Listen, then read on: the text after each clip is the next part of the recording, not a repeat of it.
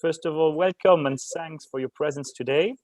I just wanted to highlight very quickly that this excellent work was produced by our LPEA Legal Technical Committee specialized on AIFMD review, which is led by Manfred and Bob. I wanted to thank really for their leadership and for their hard work concerning different questions, and certainly also Gilles Dusemon, who is then our Invest Europe ambassador, who helped us a lot with those different European perspectives. So, gentlemen, the floor is yours, and please give us some interesting background about AIFMD review. Thank you, Stefan. Let me then maybe kick it off by making a couple of general remarks where we come from and what the immediate next steps are. So, as you know, this consultation was launched at the beginning of December, what was it, or no, even in November, and by the European Commission in the context of the review of the AIFM Directive, so which should lead to AIFMD 2.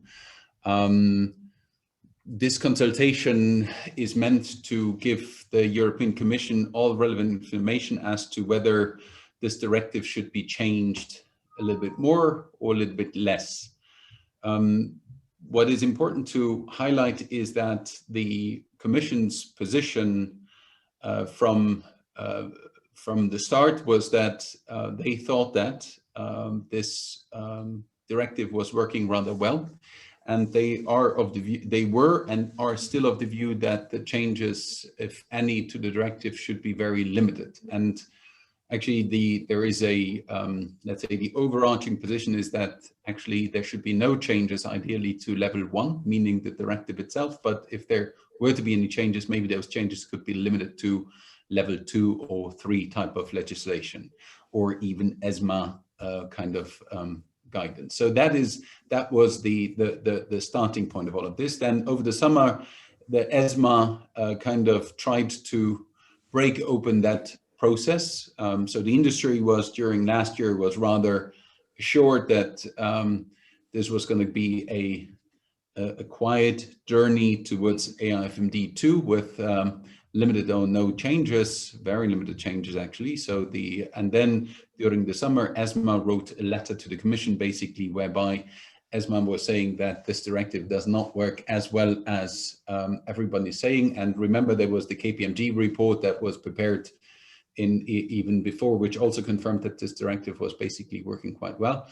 But ESMA took a very different and aggressive stance towards pushing for deeper changes to level 1 and level 2. So that's and as a result of that, the consultation of the European Commission was a little bit delayed. And when we then received the consultation, you could see that the European Commission had taken and has taken the letter of ESMA into account when drafting its questions. And so we received 102 questions, which go from very general catch-all and where we can make generic statements to very detailed, precise level 1 and level 2 change questions. And we tackled those. I mean, Manfred and Bob tackled them in the working group in particular, but all the industry associations around Europe tackled them. We tackled them also at the level of Invest Europe. And in the country, ALFI has, of course, responded to them as well. And since we were involved right and left and center, so we were able to, when we did at the end of the work, when we did a kind of comparative analysis, we were able to identify some differences and also highlight some key points. And what we wanted to do today is to share with you the 6-7 items that are, let's say, of most relevance for our association, for our industry, and for the stakeholders, but also where there may be little differences between what ALFI is saying, what Invest Europe is saying, what AIFMD may be saying, and what we are saying, and we wanted to explain why. Last but not least, before we go into the 6-7 topics, what is important is that to mention is that all associations where we were kind of where we had the chance to listen in or participate, etc., the guideline was always, we don't want level 1 to change. So if the question, so the questions normally, the 102 questions would normally be structured in such a way that you would say yes and no, or don't know, don't care, or not relevant. And the questions need to be filled in electronically, and depending on as to whether you say yes or no, well, you will not have the possibility to give actually an explanation. So if you say the delegation rules work well, and you say, are you of the view that the delegation rules work well? Ça marche maintenant. Non, c'est bon, j'ai eu peur. Ouais, c'est bon, j'ai eu peur. Kira, please turn off your mic. Okay. That's it's a live session, so it's okay. Yeah, sorry. No problem. So if you then answer yes, the delegation rules work well, then the system will automatically push you to the next question and will not give you a chance to answer or to make a comment or say the delegation rule work well, and actually we don't want to change, or sometimes, well, we think that the delegation rules work generally quite well, but there are a couple of tweaks that would be nice to have. And so that means that, you know, it's very binary on almost all the questions, but a few. And so there are, and so if you then take the decision that, the fundamental policy decision that you will only suggest changes or give answers that will not have a consequence that level 1 must be opened, that means that on a number of topics, a number of questions, we will be yes, yes, yes, yes, no, no, no, no, and that's it. No further ability to say anything further in that respect. Now, why is that important? Because it is important because on a couple of these topics, delegation, leverage, remuneration, small managers, well, it may be a bit simplistic to say all is good, and so Invest Europe, for example, has taken the approach to say, of course, we say yes or no because that we don't want level 1 to be opened, but they have produced 3 or 4 position papers on the topics which they consider most relevant, and where they said it's all fine, but where they want to make sure that the Commission is really understanding why we're saying these are fine and should not be changed and are absolutely okay. So even to reinforce the statement to say don't change. So and that is just one remark. And then the other comment, which is important in that respect, is that not everybody has taken that approach, yes, no, binary, etc. Some have said, well, we, in one way or another, we want to be able, you know, we're saying, yes, we agree, we don't want the rules to be changed, but in case you were to change them, we would like to mention that.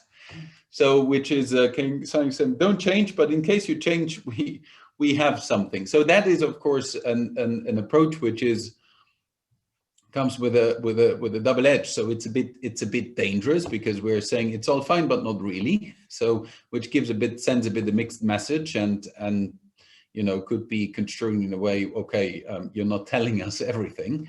And the other one is, of course, the other side of the flip side is that some are saying, well, if we say all is fine and nothing should be changed, if the Commission nevertheless decides to open it up, then maybe we won't be around the table to participate in the discussion to follow.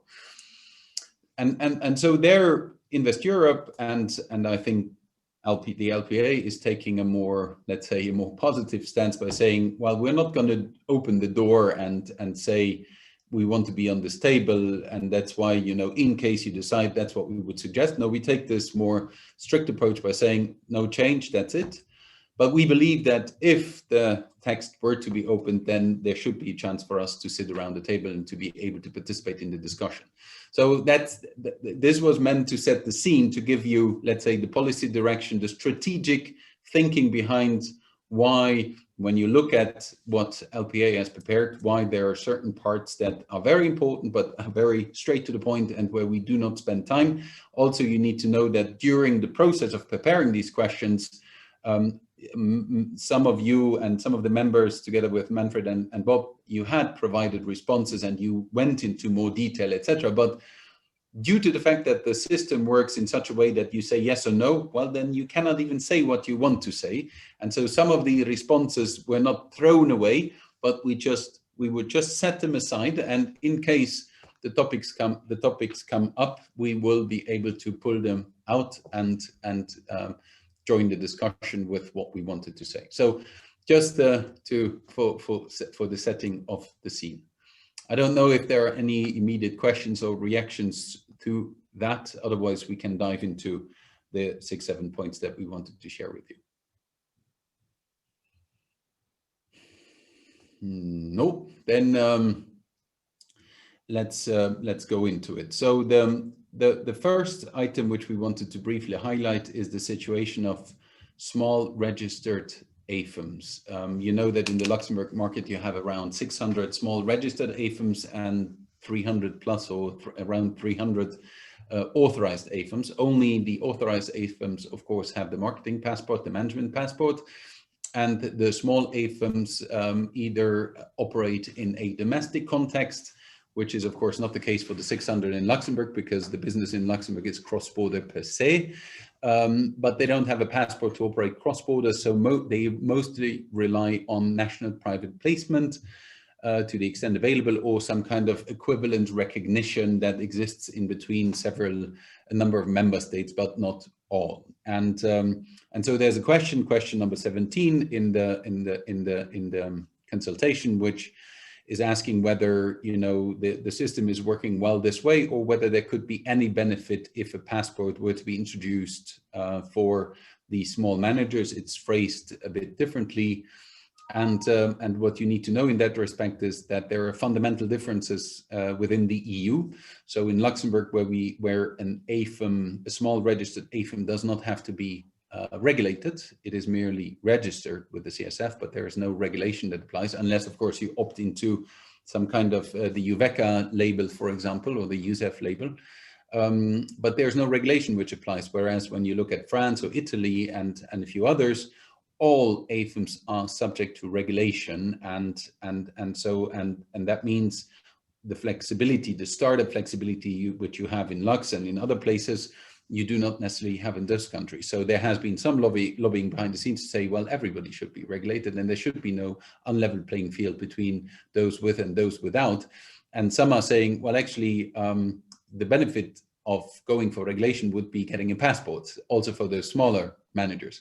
Now, the industry response in this respect was that let's maybe not touch this, because the regulation would always come with strings attached, and the strings attached may be so important that that some of the 600 which are in Lux, but there are many more across the EU, would find this as too burdensome, or would find this as a roadblock towards getting up and running in what is a competitive market. And so the general feeling was, let's not open that door. First of all, it would be changed to level 1. So therefore it should already be a no because of level 1. It would trigger a level 1 change. But the other no would be, let's not go and raise the bar. Let's keep the flexibility which we have today for those countries where it is. And let's not go into this any further at this point in time, because if we were to go in that direction, the conditions would most likely be much more burdensome than anyone would expect. And so therefore it's not in the interest of the industry to ask for that. So that is the first item. But fundamentally, the short answer is level 1 change. That's why we say no. And we can take questions at the end or throughout. So if there's anything that you would like to raise, also Manfred and Bob, of course, please jump in if you want to. So the second item which we wanted to raise is the retail investor topic. Wait a minute, maybe Gilles, because in connection with the let's say non-demand or the no to a passport for the small ones, it's obviously also that let's say the answers provide for please do something that NPPRs are let's say provided and or at least kept in place as they are. which plays a role later on. You will certainly refer to that, but I wanted to mention it already here because I think it's an important element. Yes. So the NPPRs, however non-harmonized and imperfect they are very much appreciated and very important for the industry. And so it's a very relevant point to mention here. Now, the next topic is the retail investor topic, and you know that, and so there's a question as to whether there could be a better functioning of the passport and whether there should be a specific retail, a different retail investor approach. Now, the industry has been asking for some time to get some kind of what we know in Luxembourg quite well, the well-informed investor. In Germany, the semi-professional investor. Some call it the mass affluent investor, the ultra high net worth, the high net worth individuals type of investor. And so the industry has been asking for some time that it would actually be better to have such an intermediate status between professional and retail, because the professional investor status doesn't really work well in many situations. And as you know, the professional investor status is a cross-reference into MiFID. And so the MiFID rules provide for that you need to, you can either you are professional or you can elect into if you meet 2 out of 3 criteria. But we know that when it comes to investing into private equity funds, venture capital funds, loan funds, infrastructure funds, etc., it's sometimes very challenging to meet these criteria, which were designed with, let's say, financial instruments in mind and let's say different types of setups, and so that actually this opt up into the professional investor status doesn't work in many situations, so it doesn't work well.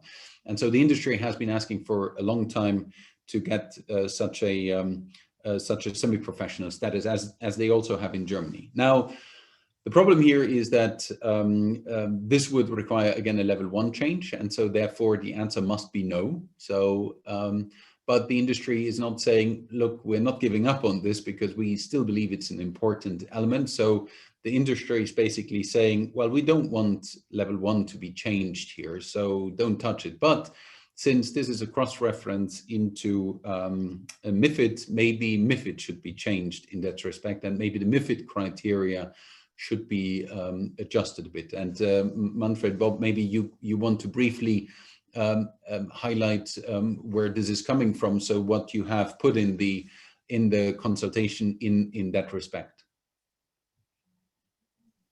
Yeah, I think the consultation first important item is when you answer to the question, do you want this reference to MiFID to exist? Do you find it good? When you answer yes, then you can't say anything else.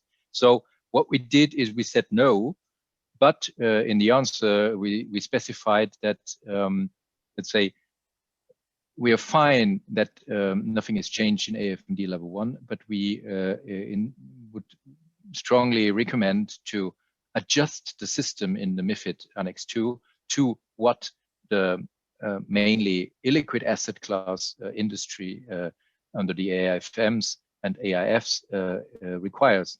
I mean, to fill this gap, to either introduce a kind of sophisticated investor, which would potentially cause certain, let's say, structural elements which are not that favorable, and or to adjust the qualifications to be met when you want to opt up to the illiquid asset class business. So to introduce for those which are not financial instruments, maybe 2 deals per year, and to have the size being lowered, and to what is the 4th point? I think, yeah, to enlarge the scope of the people which qualify as being knowledgeable in the business, yeah, which is currently relatively limited. And we would like to, let's say, and this is based on previous, largely based on the ALFI response, which was provided to a pre-questionnaire for MiFID update.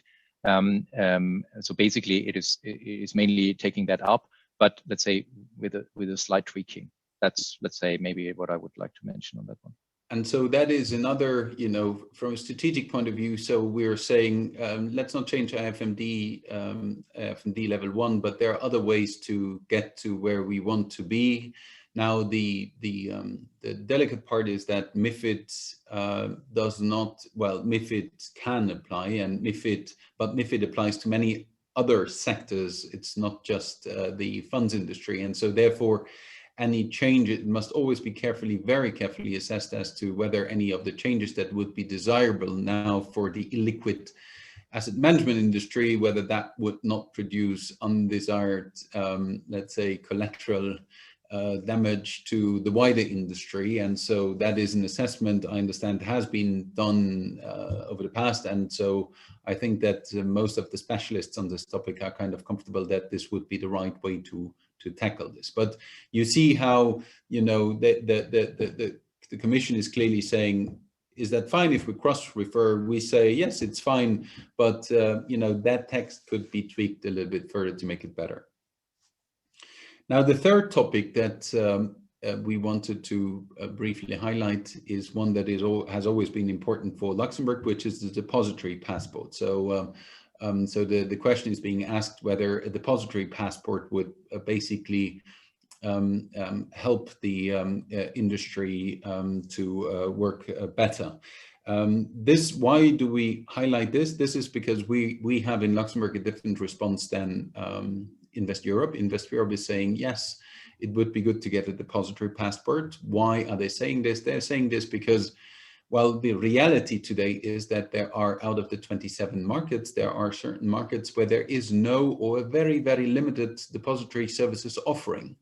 And so, and because the depository must be in the same country as where the AIF is now, you have certain markets that will, due to the limited or almost inexistent depository offering, will also have then difficulty to get any AIF offering off the ground, simply because the industry cannot operate in an efficient manner. So there was one consideration there was to say, well, by allowing depositories to be elsewhere, let's say, for example, Luxembourg, where the expertise is, well, that would still allow you to set up funds in those local markets, because that would be very much needed there. And there could be investor preferences or other preferences for having a local AIF in place, but it would allow you to tap into the expertise that exists, for example, in Luxembourg. Now, that is the approach that that Invest Europe has taken, and but that is not the approach that LPEA has decided to take, and also that ALFI is not taking, simply because they also see, well, you can see opportunities and risks for the Luxembourg sector. One is the opportunities are, as mentioned before, well, since the expertise is in Luxembourg and the expertise here is second to none, you know, a number of clients could and would say that, well, I will appoint you as depository in Luxembourg of all my AIFs across the EU and beyond. So there could be some concentration in favor of a center like Luxembourg where the expertise is. But equally, there's also a risk that there is a race to the bottom, and that there is very serious pricing competition in the segment where, you know, there are highly variable standards in the market as well. So, and it's taken the Luxembourg industry a number of years to reach a standard across the services offering in Luxembourg that is, let's say, recognized as the benchmark and recognized as where it needs to be. But for those of you who have been around for a long time in the industry, you also remember that the segment had also, so depositories had also their difficulties with private equity funds in particular in the initial stages, because some would say, how far do we have to look through? What's our role?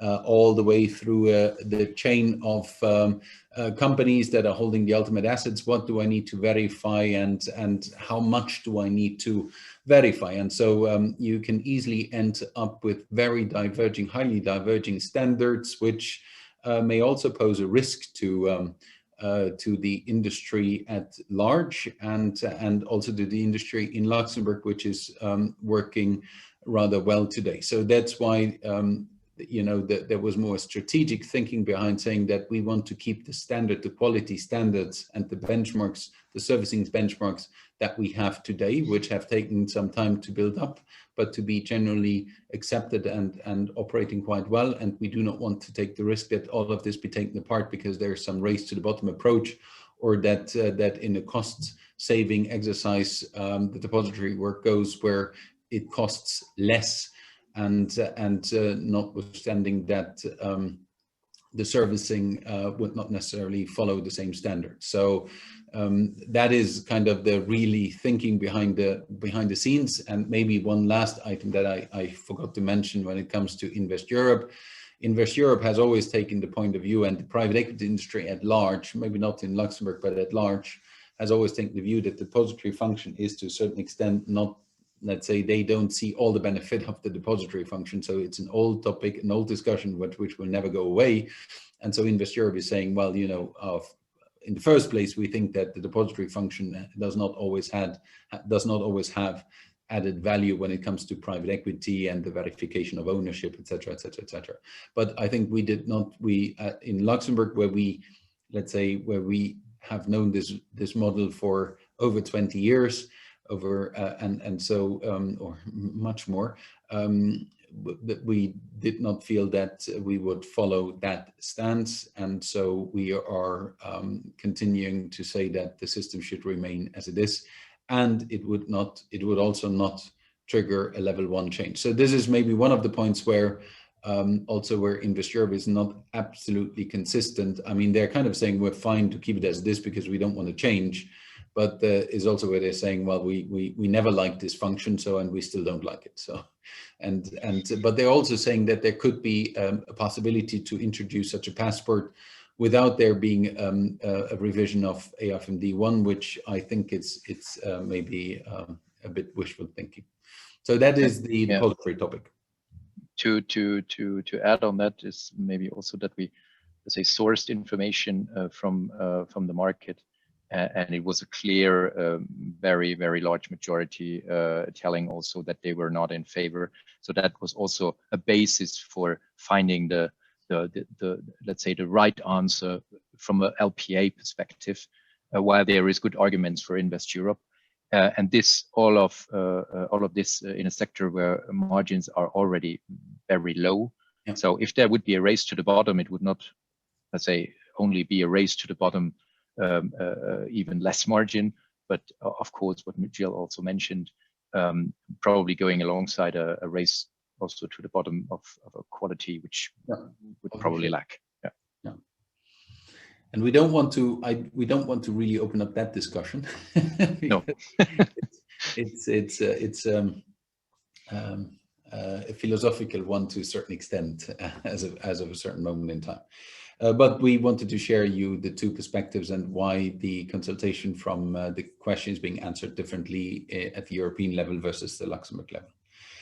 Now, the next item is more one to just to tell you. So there, I mentioned before that there are 3 or 4 questions in the entire consultation, which are more like catch-all and where you can make more general statements. For example, the question 48 is asking about changes that could be made to increase the competitiveness of the directive and the European industry.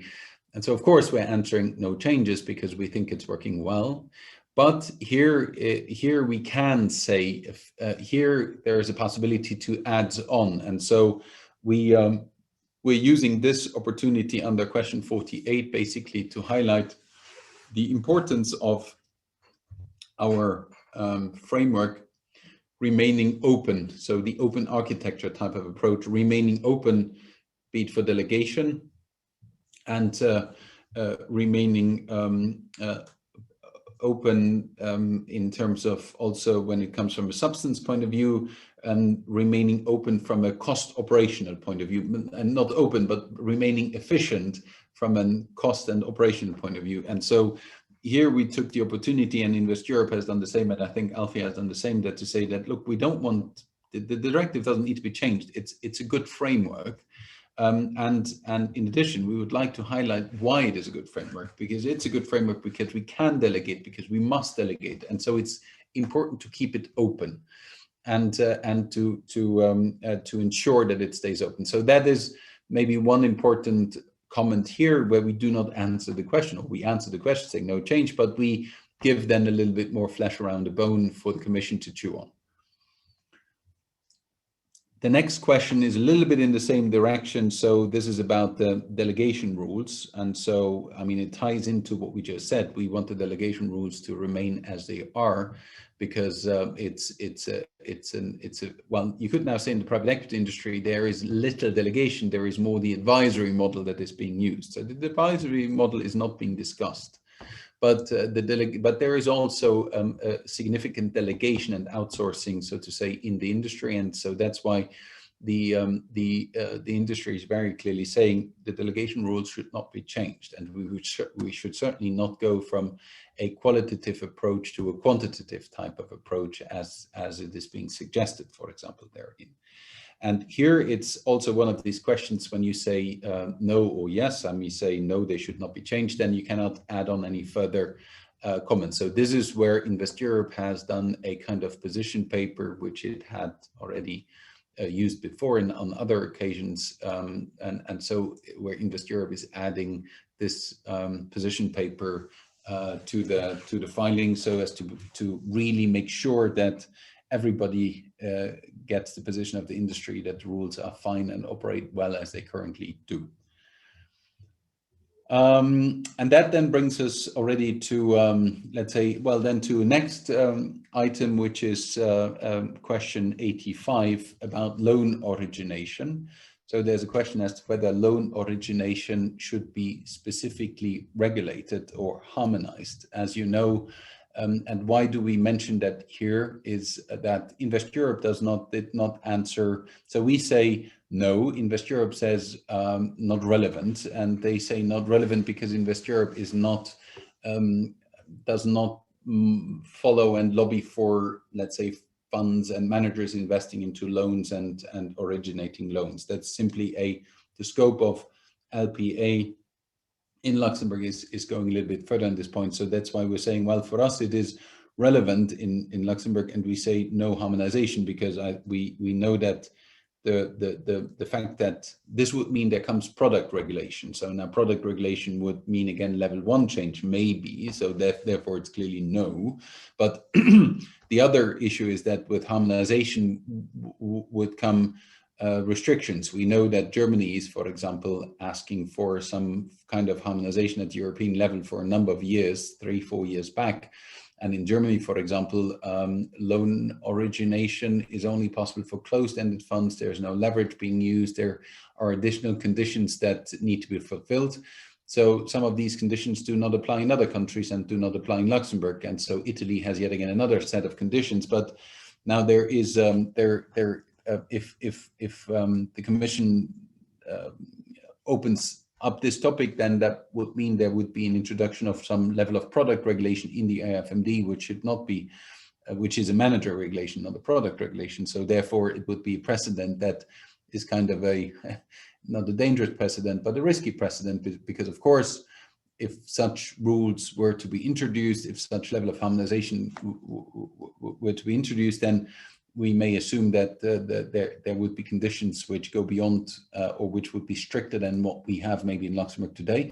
And so by and large, then the industry would lose some of its operational flexibility on that segment. So that's, we want to explain you where we're coming from and what the, the most important elements are in that respect. And then we already can go to the last item, and then we can open up the floor for a discussion. This is about question 102. So the question of 102 is, again, one of these catch-all questions where you can basically say what you want to say and you could not say before. And so it's about what could be changed to improve the efficiency of the directive. So what other suggestions would you have or could you have? And so that's where the industry is again saying none, because all goes very well, and certainly no change if it would trigger a level 1 change. But there is one topic which is very important to us, and Manfred mentioned it before, which is the third country passport. So the industry has so far been saying, look, there is a third country passport in the directive. We don't think it is working well. So, and actually, we're kind of fine that this passport has not been activated, and it should actually never be activated in its current form. Instead, however, well, the national private placement rules, so which are then the alternative, are not perfect. They're the good, the bad, and the ugly out there, which make this sometimes very difficult to use. But the industry has gotten used to, let's say, dealing with the NPPRs, and so the industry has been able to work with them. And so the industry is basically saying, if we have a choice between the passport, as it currently is worded, or even amended, a better passport, and the NPPRs, then we would always choose the NPPRs, because we don't want to be forced to go into the EU if that's the only way to get into the EU. So the choice would be either you become equivalent as a third country manager, and thus you get a management and marketing passport, or you set up within the EU, and then of course you have access to the passport, but NPPRs would disappear. And so the industry is clearly saying we are very much concerned that if the NPPRs were to be abolished, then many of the larger asset managers and or very successful asset managers that are established outside of the EU, in the US, but also in Asia, would say, well, look, we don't have a fundraising problem. So, and we certainly do not want to change our organizational setup so as to become and be viewed as equivalent to a European AIFM. So maybe we just omit the EU on the fundraising journey altogether. And so there's a very significant risk that Europe would be shut out from many interesting offerings, simply because the managers would no longer be able to come into Europe based on NPPRs, but would have to go for a full equivalence type of approach or set up within the EU if they still wanted to access the European market. So that is what, to make a long story short, what we are saying is that, look, we, first of all, we don't think that level 1 should be changed. So that's one thing. So we are probably fine if you keep the passport as it is, but you never activate it. But we really would like to keep NPPRs. And so, and for those of you who have looked at the consultation, there is no question there's no question in there which says, do you want the third country passport to be activated? So some have construed this absence of that question as maybe there won't be a third country passport after all, because of Brexit, because of, you know, all the opposition that may be seen right and left, and maybe also because of some of the operational issues that we see with the passport that is currently designed. And so maybe the Commission doesn't want to go there, so we should certainly not be encouraging them to go there. Even more so if this could mean that the national private placement rules would disappear, because some of you will know and remember that Germany, for example, has a system built in, and it would have been for the rest of the EU the same. If the third country management marketing passport is activated, then for Germany, for example, there would be an immediate switch off of the national private placement regimes, and for the other member states, it would be the same at some time afterwards. And so the industry is saying, no, we don't want to build this wall and close the doors around Europe. Let's keep the flexibility. For those who want to really access the European market, they can set up within the EU or appoint a third party management company to help them enter the European market, or simply use NPPRs if that works for them in those markets where it works. So we're basically saying, keep your NPPRs up and running, let's say, but the rest is not so important for the industry. And so these were the main topics, and takes us all the way from the beginning to the end, which we wanted to share with you, because they were also heavily discussed and debated. And we felt that when you are looking at the consultation, which was prepared by the working group, it would help you to understand where we, it would help you to understand the work product, the output, based on those explanations and for the guidance. And this, well, time-wise, I think we're not too bad. So 15 minutes to go for, and we can open the floor if there are questions, comments, suggestions.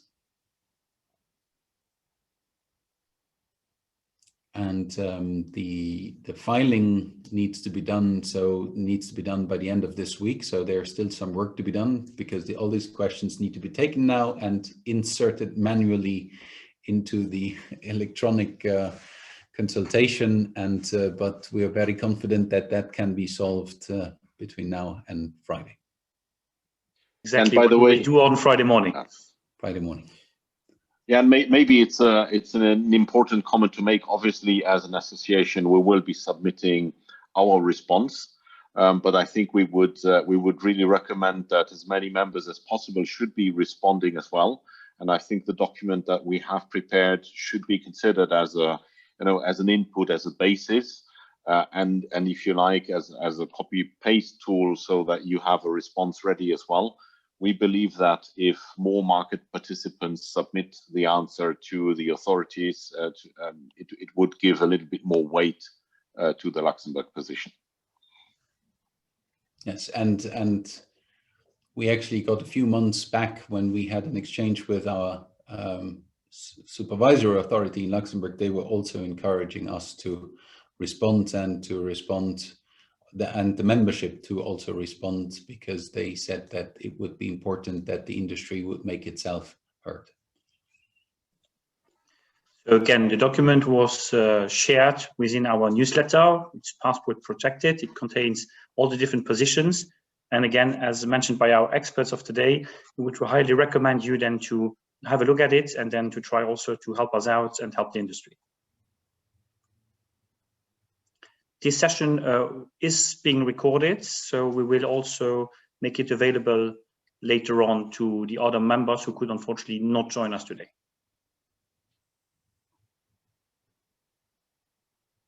Any last question? There are none in the chat room, I think. No, and we kept this webinar very interactive, so meaning that everybody could put their webcam on and then ask directly question if you want. So now it's this time. Also without switching on the camera, that's okay. That's fine. But if not, then again, thanks a lot from the association for this hard work, gentlemen. And let's continue working on lots of interesting public affairs and policy topics. Very welcome. And bon appetit to all. Cheers. Thank you. Cheers. Thank you. Bye-bye. Bye-bye. Bye-bye.